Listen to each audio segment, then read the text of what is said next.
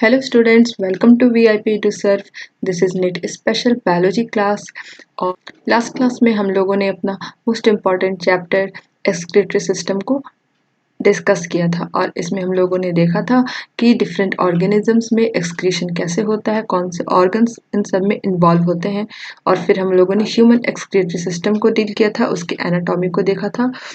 हम लोगों ने देखा था कि किडनी जो हमारा है वो हमारे बॉडी की जो भी वेस्ट मटेरियल्स चाहे वो प्रोड्यूस होते हैं मेटाबॉलिज्म के थ्रू या फिर इंजेस्टेड वेस्ट मटेरियल्स हैं एक्सक्रीट आउट करने में कैसे हेल्प करता है। इसे हम लोगों ने लास्ट सेशन में देखा था। हमारा जो एनाटॉमिकल स्ट्रक्चर है, हमारा जो एनाटॉमी है, वो इस फैक्टर को कैसे डील करता है, ये हम लोगों ने देखा था। आज हम लोग देखेंगे कि यूरिन फॉर्मेशन कैसे होता है, यूरिन फॉर्मेशन में कौन कौन से फैक्टर्स इन्वॉल्व हैं, कैसे क्या प्रोसेस है इनका, और स्टेप बाय स्टेप आज हम लोग इसे डिस्कस करने वाले हैं। हम लोग जानते हैं कि हमारा किडनी जो है वो मोस्ट इम्पॉर्टेंट फंक्शन परफॉर्म करता है, जो कि हमारे प्लाज्मा को वो फिल्टर करता है और उसमें से जो भी फिल्ट्रेट जो भी रिमूव होने वाले सब्सटेंस है उन्हें वो रिमूव करता है, और जो भी हमारे बॉडी को नीड है जिन सब्सटेंस की उन्हें वो फिर से हमारे ब्लड में रीएब्जॉर्ब करता है। तो ये जो प्रोसेस है हमारा, यही पूरा इन्वॉल्व है हमारी यूरिन फॉर्मेशन में। तो फिर चलिए स्टार्ट करते हैं आज का क्लास। यूरिन फॉर्मेशन क्या है? पहले यूरिन क्या है? तो यूरिन ही हमारा वो वेस्ट जो कि हमारे बॉडी से एक्सक्रीट होता है, अपने साथ बहुत सारे वेस्ट प्रोडक्ट्स को, हमारे बॉडी के वेस्ट प्रोडक्ट्स को कैरी आउट करके हमारे बॉडी के बाहर लेकर के जाता है। तो ये जो यूरिन है हमारा, इसका फॉर्मेशन होता कैसे है, इनमें कौन से प्रोसेस इन्वॉल्व है? तो इनमें देखा जाए तो इनमें मेनली 3 प्रोसेस जो है वो इन्वॉल्व है। जो 3 प्रोसेस इन्वॉल्व है यूरिन फॉर्मेशन में, उनमें पहला है हमारा ग्लोमेरुलर फिल्टरेशन, सेकेंड है हमारा रीअब्जॉर्प्शन किसका? तो सब्सटेंस का, जो कि हमारे रेनल ट्यूब्यूल से फिर से वापस हमारे ब्लड में रीअब्जॉर्ब होते हैं। सेकेंड ये हो गया कुछ सब्सटेंस जो कि हमारे ब्लड से सीक्रेट होते हैं हमारे रेनल ट्यूब्यूल्स में। तो ये जो 3 प्रोसेस हैं, ये 3 प्रोसेस इन्वॉल्व हैं हमारे यूरिन फॉर्मेशन में। ये कम्प्लीटली हमारे यूरिन फॉर्मेशन के प्रोसेस को कंप्लीट करते हैं। अगर मैथमेटिकली एक एक्सप्रेशन के रूप में देखा जाए तो एक एक्सप्रेशन के फॉर्म में हम देख सकते हैं कि यूरिनरी एक्सक्रिएशन रेट, जो हमारे यूरिनरी का एक्सक्रिएशन रेट जो है वो फुली डिपेंडेंट किस पे है? तो फिल्टरेशन रेट पे, रीएब्जॉर्प्शन रेट पे और सिक्रीशन रेट पे। तो रीएब्जॉर्प्शन रेट और सिक्रीशन रेट दोनों को हम लोग ऐड करके अगर फिल्टरेशन रेट में से सब्ट्रैक्ट करते हैं तो फिर वैल्यू हमें मिलती है, वही हमारा यूरिनरी एक्सक्रिएटरी रेट हो जाता है। तो जो रेट है हमारा जिसपे सब्सटेंस हमारे बॉडी से एक्सक्रीट होते हैं, वो रेट जो हमारा है वो यूरिन का जो रेट है एक्सक्रीट होने का, वो फुली डिपेंडेंट है हमारे इन तीनों बेसिक रेनल प्रोसेसेस पे। तो हम लोग देखते हैं, यहाँ पे आप डायग्राम में देख सकते हैं कि यहाँ पे हमारा जो ये है हमारा ग्लोमेरुलर कैपिलरीज है, ये आप देख सकते हैं, ये हमारे ग्लोमेरुलर कैपिलरीज है पूरे। ये हमारा बॉमन कैप्सूल है, तो हमारा, और ये हमारा एफेरेंट आर्ट्रियोल है। तो एफेरेंट आर्ट्रियोल से जो हमारा ब्लड आता है, यानी कि जो फ्लूइड हमारा आ रहा है प्यूरिफाई होने के लिए, फिल्टर होने के लिए, वो हमारे यहाँ से ग्लोमेरुलर कैपिलरीज में वो पहुँच जाता है। तो यहाँ पे आकर के ये जो है फिल्टर होता है, और फिर फिल्टर होने के बाद ये हमारा एब्जॉर्ब होता है कहाँ? हमारे बॉमन कैप्सूल में। बॉमन कैप्सूल में जाता है और फिर यहाँ से इसके बाद इसका रीअब्जॉर्प्शन का स्टेप होता है, फिर सिक्रीशन होती है, और फिर हमारा जो फाइनल एक्सक्रिएशन हो जाता है। तो ये जो प्रोसेस है पूरा, यही हमारा एक्सक्रिएशन का ये हमारा पूरा प्रोसेस है। इसमें इन्वॉल्व हमारा मेन यूरिन फॉर्मेशन है। और तो हम लोग पहला स्टेप देखते हैं जो कि हमारे यूरिन फॉर्मेशन का, वो है हमारा ग्लोमेरुलर फिल्टरेशन। तो ग्लोमेरुलर फिल्टरेशन जो हमारा है वो पहला स्टेप है। तो हम लोग सबसे पहले देखेंगे कि यूरिन फॉर्मेशन जो है हमारा वो होता कब है। तो यूरिन फॉर्मेशन स्टार्ट कब होता है? तो यूरिन फॉर्मेशन जो है वो हमारा स्टार्ट तब होता है जब हमारे लार्ज अमाउंट में जो फ्लूइड है हमारा, वो जो कि प्रोटीन फ्री फ्लूइड है हमारा, वो हमारा फिल्टर होकर के ग्लोमेरुलर कैपिलरीज से हमारे बॉमन कैप्सूल में पहुंच जाता है। जब वहां पहुंच जाता है तो हमारा यूरिन फॉर्मेशन स्टार्ट हो जाता है। हम लोग जानते हैं कि बहुत सारे सब्सटेंस जो कि प्लाज्मा में होते हैं, प्रोटीन्स को छोड़ के वो सभी फ्रीली फिल्टर होते हैं हमारे ग्लोमेरुलर कैपिलरीज से। और फिर जब ये फिल्टर्ड फ्लूइड बॉमन कैप्सूल में पहुंचते हैं, तो वहां से ये ट्यूब्यूल्स के थ्रू होकर के ये मॉडिफाई होते हैं। मतलब यहाँ मॉडिफिकेशन होता है इस फ्लूइड का। कहने का मतलब ये है कि वाटर और फिर जो स्पेसिफिक सॉल्यूट है जिन्हें हमारे बॉडी को ज़रूरत है, वैसे फ्लूइड वापस रीएब्जॉर्ब हो जाते हैं ट्यूब्यूल के थ्रू और वो वापस से ब्लड में पहुंच जाते हैं। और बाकी जो हमारे वेस्ट बच जाते हैं वो हमारे आगे प्रोसीड कर जाते हैं एक्सक्रिएशन के लिए। तो ये हमारा यूरिन फॉर्मेशन बेसिकली होता क्या है ये था। और फिर इसका जो पहला स्टेप है हमारा ग्लोमेरुलर फिल्ट्रेशन, जो कि हमारे ग्लोमेरुलर कैपिलरीज के थ्रू होता है। तो हम लोग देखेंगे ग्लोमेरुलर कैपिलरीज में मेनली 3 मेजर लेयर्स हैं। पहला है हमारा एंडोथेलियम, दूसरा है हमारा बेसमेंट मेम्ब्रेन, तीसरा है हमारा एपिथेलियल सेल्स। तो जो हमारा एंडोथेलियम जो है कैपिलरी का एंडोथेलियम जो है वो उसमें थाउजेंड्स ऑफ होल्स पाए जाते हैं जिन्हें हम लोग फेनेस्ट्री बोलते हैं, जिसके थ्रू डिफ्यूजन होता है और फिर हमारा जो फिल्ट्रेशन प्रोसेस है वो आगे की ओर बढ़ता है। फिर जो सेकेंड हमारा है वो बेसमेंट मेम्ब्रेन। तो बेस समझिए एक तरह का वो जाल है जो कि बहुत सारे फाइब्रिल्स का बना हुआ है, और वो फाइब्रिल्स जो है वो कैसे होते हैं, तो कोलेजन और प्रोटियोग्लाइकेन के बने हुए होते हैं, जो कि लार्ज स्पेस प्रोवाइड करते हैं डिफ्यूजन के लिए, जिससे कि हमारा लार्ज अमाउंट वाटर और सॉल्यूट जो है वहां से फिल्टर हो पाता है। और फिर जो हमारा थर्ड लेयर है वो और फाइनल लेयर जो कि एपिथेलियल सेल्स हैं, वो ये एपिथेलियल सेल्स क्या ये इसी बेसमेंट मेम्ब्रेन के आउटर सरफेस है, जो कि हमारा एक लेयर से कवर है। कैसे लेयर से, तो एपिथेलियल सेल्स के लेयर से कवर है। इसे हम लोग पोडोसाइट्स भी बोलते हैं। और ये इसमें बीच में बहुत सारे गैप्स पाए जाते हैं जिन्हें हम लोग स्लिट पोर या फिर फिल्ट्रेशन पोर बोलते हैं, जिसके थ्रू जो है ग्लोमेरुलर फिल्ट्रेट है वो आगे की ओर यानी कि बॉमन कैप्सूल में मूव कर जाता है। तो इस तरह से हम लोग देखें कि ग्लोमेरुलर फिल्ट्रेशन होता क्या है। इस फिल्ट्रेशन में 3 मेजर लेयर्स हैं जो ग्लोमेरुलर कैपिलरीज के इन्वॉल्व है। पहला हमारा एंडोथेलियम है जो कि जिसमें बहुत सारे होल्स होते हैं, फेनेस्ट्री जो कि हमारा अंदर वाला लेयर है, और इसके थ्रू हमारा जो सबसे पहले हमारा इसके थ्रू फिल्ट्रेशन होता है। फिर उसके बाद इस बेसमेंट मेम्ब्रेन आती है। बेसमेंट मेम्ब्रेन कोलेजन और प्रोटियोग्लाइकेन का बना हुआ होता है जो कि लार्ज स्पेस प्रोवाइड करता है, और यहाँ पे हमारा लार्ज अमाउंट ऑफ वाटर और कुछ सॉल्यूट जो है वो फिल्टर होते हैं। और फिर फाइनल लेयर हमारा इसी का आउटर सरफेस यानी कि बेसमेंट मेम्ब्रेन का आउटर सरफेस है, जिसमें पोडोसाइट्स पाए जाते हैं और बीच में बहुत सारे गैप्स के थ्रू ये सेपरेट होते हैं पोडोसाइट्स, और उन गैप्स को हम लोग फिल्ट्रेशन पोर या फिर स्लिट पोर बोलते हैं, जिसके थ्रू हमारा ग्लोमेरुलर फिल्ट्रेट जो है वो बॉमन कैप्सूल में मूव कर जाता है। और हम जानते हैं कि यहाँ जो फिल्ट्रेशन होती है बहुत स्पेसिफिक होती है। प्लाज्मा जो कि सब्सटेंस हमारा बहुत सारे सब्सटेंस प्लाज्मा में होते हैं, प्रोटीन को छोड़ करके बाकी जितने भी सब्सटेंस होते हैं वो सारे यहाँ पे फिल्टर होते हैं, फिल्टर्ड हो जाते हैं जब ये फ्लूइड, तो फिर ये बॉमन कैप्सूल के थ्रू पास होकर के हमारे ट्यूब्यूल्स में जाता है। वहाँ पे ये इन फ्लूइड का मॉडिफिकेशन होता है। मॉडिफिकेशन कहने का मतलब कि इनका रीएब्जॉर्प्शन होता है, जो कि हमारा सेकेंड स्टेप है यूरिन फॉर्मेशन का। तो चलिए हम लोग देखते हैं कि रीएब्जॉर्प्शन में क्या होता है। तो रीएब्जॉर्प्शन का सेकंड स्टेप हमारा है। इसमें क्या होता है कि जो बहुत सारे हमारे जो वाटर और स्पेसिफिक सॉल्यूट है जिनको हमारे बॉडी की ज़रूरत है वो वापस से ट्यूब्यूल के थ्रू होकर के रीएब्जॉर्ब हो जाते हैं और हमारे ब्लड के थ्रू ये ट्रांसफ़र हो जाते हैं हमारे बॉडी में। लेकिन जो भी वेस्ट है उसके अलावा जो वेस्ट प्रोडक्ट बचते हैं जिनको हमारे बॉडी की ज़रूरत नहीं है, वैसे ही यहाँ से एक्सक्रीट आउट होते हैं। तो रीएब्जॉर्प्शन इसलिए यहाँ पे बोला गया क्योंकि एक बार तो एब्जॉर्ब हो चुके हैं ये सब्सटेंस हमारे इंटेस्टाइन में, लेकिन फिर से एब्जॉर्ब हो रहे हैं, तो इसीलिए यहाँ पे हम लोग रीएब्जॉर्प्शन वर्ड का यूज करते हैं। रीएब्जॉर्प्शन जो होता है पहले ट्यूबुलर एपिथेलियल मेम्ब्रेन में होता है हमारा, उसके बाद वो हमारे पेरीट्यूबुलर कैपिलरीज में जाते हैं और वहां से बैक हमारे ब्लड को ही मिल जाते हैं, ब्लड तक पहुंच जाते हैं। तो देखा जाए तो हमारा जो फिल्ट्रेट जो हमारे बॉडी से एक दिन में प्रोड्यूस होता है तो उसका वॉल्यूम लगभग 180 लीटर पर डे है, लेकिन जो यूरिन रिलीज होता है हमारा वो हमारा 1.5 लीटर ही है। इस डिफरेंस का जो मेन वजह है वो यही है रीएब्जॉर्प्शन, क्योंकि यहाँ पे 180 लीटर तो फिल्ट्रेट प्रोड्यूस हुआ कहाँ से, ग्लोमेरुलर फिल्ट्रेशन के थ्रू, लेकिन वापस से जब मॉडिफिकेशन हुआ हमारे उस फ्लूइड का यानी कि रीएब्जॉर्प्शन हुआ तो फिर ये मेनली जो हमारा वेस्ट प्रोड्यूस हुआ वहाँ से जो कि यूरिन है हमारा वो हमारा 1.5 लीटर ही प्रोड्यूस हुआ। बाकी जो सब्सटेंस थे वो हमारे ब्लड बॉडी को उसकी फिर से जरूरत थी और वो रीएब्जॉर्ब होकर हमारे ब्लड को थ्रू हमारे बॉडी में पहुँच गए वो। तो इस तरह से नियरली 99% जो फिल्ट्रेट होते हैं वो हमारे रेनल ट्यूब्यूल्स यानी कि रेनल ट्यूब्यूल्स के थ्रू रीएब्जॉर्ब हो जाते हैं और इसी फेनोमेना को हम लोग रीएब्जॉर्प्शन बोलते हैं। रीएब्जॉर्प्शन जो है वो हमारा ट्यूबुलर इपिथेलियम के अक्रॉस होता है हमारे इंटरस्टिशियल फ्लूइड में, जिसमें मेनली हमारा इन्वॉल्व होता है कि एक्टिव और पैसिव ट्रांसपोर्ट। एक्टिव और पैसिव ट्रांसपोर्ट के थ्रू हमारा जो सब्सटेंस है, मतलब जैसे सब्सटेंस है उनके लिए वैसा प्रोसेस यूज होगा वहाँ पे एक्टिव और पैसिव, वो यही दोनों फेनोमेना के थ्रू हमारा जो रीएब्जॉर्प्शन होता है। ट्यूबुलर रीअब्जॉर्प्शन जो है वो हाईली सिलेक्टिव है। सिलेक्टिव कहने का मतलब कि कुछ सब्सटेंस ही हैं वो रीअब्जॉर्ब होते हैं, सभी नहीं होते हैं।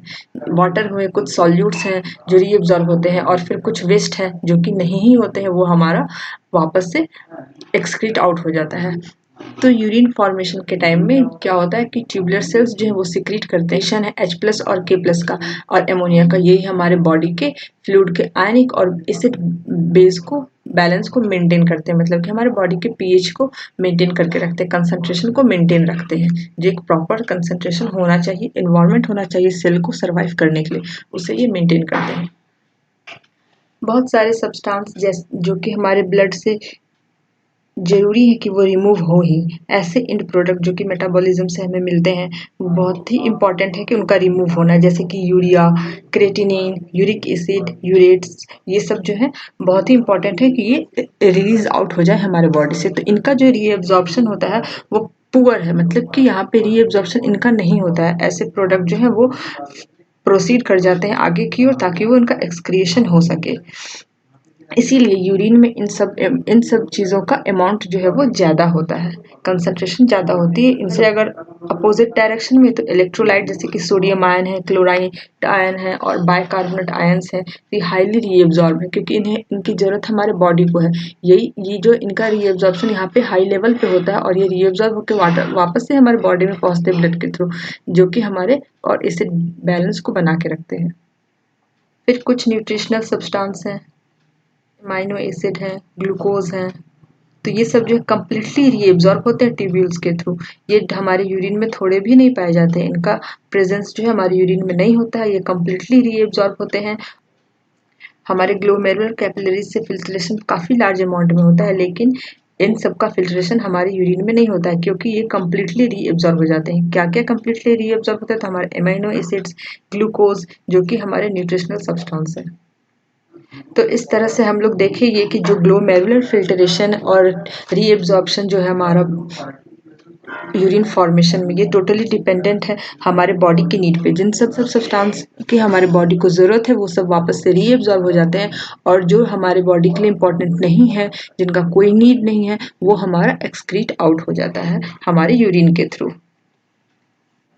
इस तरह से यहाँ पे हम डायग्राम में देख सकते हैं, ये हमारे नेफ्रॉन का डायग्राम है जिसमें दिखाया गया है कि कैसे वेरियस सब्सटेंस जो है हमारे ट्रांसफर होते हैं। तो यहाँ पे हम देख सकते हैं कि ये हमारा ग्लोमेरुलर कैपिलरीज है, ये बॉमन कैप्सूल है और हमारा यहाँ पे फिल्ट्रेशन होता है, फिर यहाँ से प्रोसीड होकर के हमारे डिसेंडिंग लिम्ब में, यानी कि लूप ऑफ हेनल के डिसेंडिंग लिम्ब में जाता है। तो ये जो लूप है हमारा ये थिन होता है, यहाँ पे डिसेंडिंग लिम्ब हमारा थिन होता है और यहाँ पे ये जो है वाटर का यहाँ पे H2O का जो यहाँ पे ये H2O के लिए ये हाईली परमिएबल है।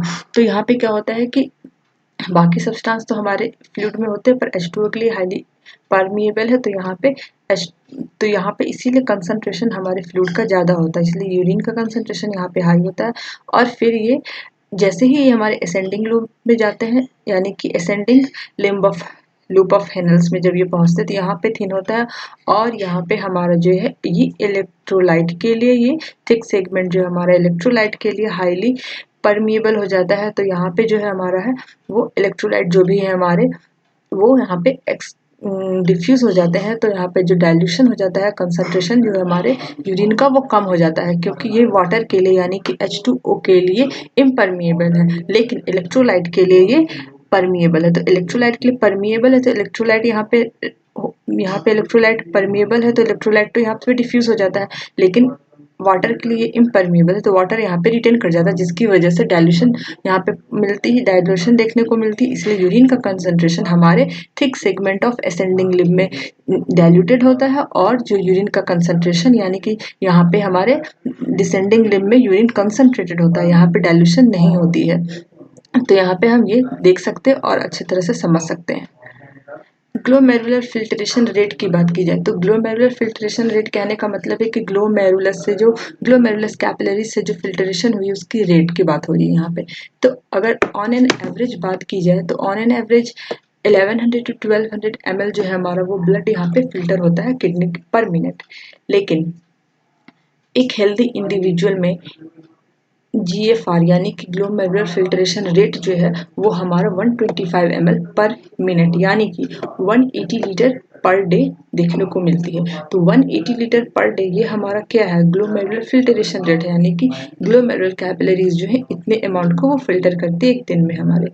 और जो अमाउंट जो कि हमारे किडनी से पर मिनट फिल्टर होता है उसी अमाउंट को हम लोग बोलते हैं ग्लोमेरुलर फिल्ट्रेशन रेट, यानी कि शॉर्ट में से हम लोग GFR बोलते हैं। और हमारा जो जक्स्टा ग्लोमेरुलस अपार्टस है वो स्पेशली सेंसिटिव है इस रीज़न के लिए क्योंकि ये हमारे इस सेलुलर मॉडिफिकेशन इसके कुछ अलग ही तरह के हैं जो कि हमारे डिस्टल कॉन्वोल्यूटेड ट्यूब्यूल और एफेरेंट आर्ट्रियोल इन दोनों के क्लोज कांटेक्ट में ये होता है। कौन होता है? तो JGA यानी कि जस्टा ग्लैमुलर अपार्टस हमारा क्लोज कांटेक्ट में होता है किसके? डिस्टल कॉन्वोल्यूटेड ट्यूब्यूल और एफेरेंट आर्ट्रियोल के क्लोज कांटेक्ट में होता है।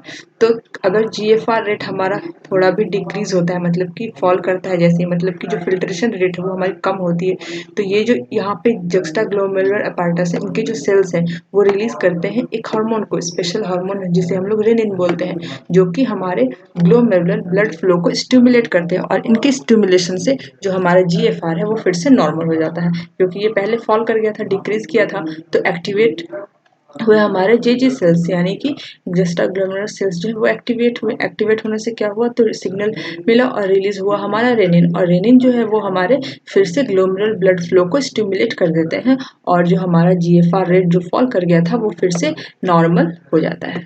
तो इस तरह से हम लोग यहाँ पे देखें कि ग्लोमेरुलर फिल्ट्रेशन रेट का क्या रोल है यूरिन फॉर्मेशन में। इस तरह से हम लोग यहाँ पे देखें कि ग्लोमेरुलर फिल्ट्रेशन रेट का क्या रोल है। हमारा जो प्रॉक्सिमल कन्वोल्यूटेड ट्यूब्यूल है ये सिंपल क्यूबॉइडल सेल से बना हुआ होता है, यानी कि लाइंड होता है। इसका जो बॉर्डर, इसका जो सरफेस होता है वो सिंपल क्यूबॉइडल टिश्यू से बने हुए होते हैं जो कि ब्रश लाइक बॉर्डर के होते हैं एपिथेलियम सेल्स के, जो कि हमारे सरफेस को इंक्रीज करते हैं, मतलब कि रीएब्जॉर्प्शन जो होगा उसके सरफेस को इंक्रीज करते हैं। इसी वजह से हमारे जितने भी एसेंशियल न्यूट्रिएंट हैं उनका लगभग 70 से 80%, 70 to 80% जो हमारे इलेक्ट्रोलाइट और वाटर जो है वो इसी सेगमेंट में रीएब्जॉर्ब होते हैं। तो हमारे प्रॉक्सिमल कन्वोल्यूटेड ट्यूब्यूल में 70 to 80% इलेक्ट्रोलाइट और वाटर का रीएब्जॉर्प्शन होता है, और यही हेल्प करते हैं हमारे बॉडी के पीएच और आयनिक बैलेंस को मेंटेन करने के लिए, क्योंकि ये सिलेक्टिव सिक्रीशन भी प्रोवाइड करते हैं। कैसे सिक्रीशन, तो हाइड्रोजन आयन, अमोनिया और पोटेशियम आयन का सिक्रीशन जो है वो यही ट्यूब्यूल जो यही जो सेगमेंट है हमारा वही करता है, और जिसकी वजह से हमारा जो फिल्टर रेट है उसमें जो हमारे उसमें हमारा जिसकी वजह से हमारे फ्लूइड का आयनिक और पीएच बैलेंस मेंटेन रहता है। और हिनल्स लूप जो हमारा है वो ये जो सेगमेंट है इस सेगमेंट में रीअब्जॉर्प्शन हमारा सबसे मिनिमम देखने को मिलता है। लेकिन जो हमारा डिसेंडिंग लूप है, यानी कि ये जो डिसेंडिंग लूप है ये वाटर के लिए परमिएबल ज़्यादा, ये भी मैंने बताया है, और इलेक्ट्रोलाइट के लिए इम्परमिएबल है। तो इसी वजह से कंसंट्रेशन जो फिल्ट्रेट का है वो हमारा यहाँ पे ज़्यादा देखने को मिलता है। और फिर जैसे ही हम लोग मूव डाउन करते हैं यानी कि फिर असेंडिंग लूप की तरह हम लिम्ब की तरफ हम लोग जब बढ़ते हैं तो यहाँ पे वाटर इम्परमिएबल है, तो ये अलाउ करता है ट्रांसपोर्ट का हमारे इलेक्ट्रोलाइट का, जिसकी वजह से यहाँ पे क्या होता है कि वाटर इम्परमिएबल होने की वजह से यहाँ पे डाइल्यूशन हो जाता है और कंसंट्रेटेड जो हमारा फिल्ट्रेट है वो आगे की ओर बढ़ जाता है और डाइल्यूटेड यहाँ पे, तो फिर यहाँ पे क्या होता है कि डाइल्यूटेड यहाँ पे देखने को मिलता है हमें।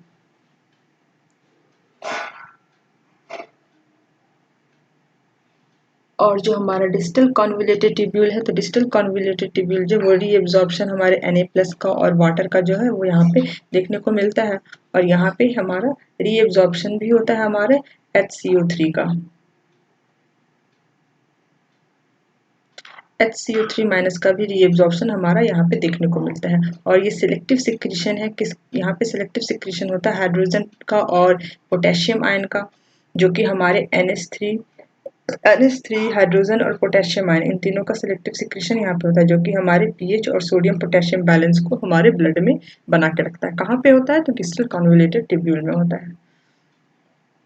फिर आता है हमारा ये कलेक्टिंग डक्ट। तो फिर ये जो हमारा कलेक्टिंग डक्ट हम देख रहे हैं, इस कलेक्टिंग डक्ट में जो हमारा ये लॉन्ग डक्ट होता है जो कि हमारे किडनी के कॉर्टेक्स से हमारे मेडुला के इनर पार्ट तक जाता है और ये लार्ज अमाउंट वाटर को जो है वो रीअब्सॉर्ब करता है इस रीजन में, ताकि हमारा जो है वो कंसंट्रेटेड यूरिन जो है वो प्रोड्यूस हो सके। और स्मॉल अमाउंट ऑफ यूरिया जो है वो यहाँ से हमारे मेडुलरी इंटरस्टिशियम में पास आउट होता है और जिसकी वजह से जो हमारा पीएच और आयनिक बैलेंस हमारे बॉडी का मेंटेन रहता है, क्योंकि यहाँ पे सिलेक्टिव सिक्रेशन होता है किन का, तो H+ और K+ आयन का। आप देख सकते हैं यहाँ पे H+ और K+ आयन का यहाँ पे सिलेक्टिव सिक्रेशन होता है। तो इस तरह से हम लोग यहाँ पे देखें कि हमारे नेफ्रॉन के जो डिफरेंट पार्ट्स है इनमें किस जगह पे कहाँ पे किस चीज़ का एब्जॉर्प्शन होता है, किस जगह पे क्या चीज़ का सिक्रेशन होता है और फिर कैसे जो हमारा आयनिक और पीएच बैलेंस जो कुछ भी हमारा मेंटेन होता है वो कैसे होता है। आई होप आप लोगों को ये समझ में आया होगा।